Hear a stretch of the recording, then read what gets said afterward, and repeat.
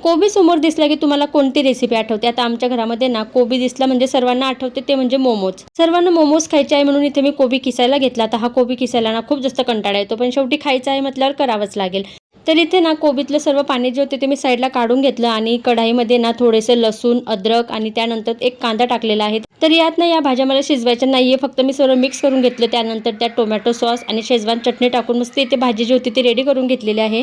ऋतूसुद्धा मोमोज खाणार आहे म्हणून ना मी इथे मैद्याचा कमी वापर केलेला आहे आणि गव्हाचं पीठ जास्त घेतलेलं आहे. मस्त इथे मोमोजसाठी पीठ छान असं भिजवून घेतलेलं होतं. त्यानंतर पटकन इथे मोमोज बनवायला घेतले. सर्व मोमोज छान असे रेडी झालेले होते. सर्व मोमोज चाळणीमध्ये ठेवून ना 10 मिनिटासाठी मी स्टीम करून घेतलेले आहे आणि मोमोज ना स्टीम करून झाल्यावर गरम गरम छान असे मिस्टरांना दिले, मुलीला दिले. आता मोमोज ना खरंच खूप छान झालेले होते आणि ऋतूचं रिॲक्शन तर ना ऋतूला मोमोज खूप जास्त आवडतात. त्याच्यामुळे तिचं असं होतं, मम्मा खूप छान झालेले आहे.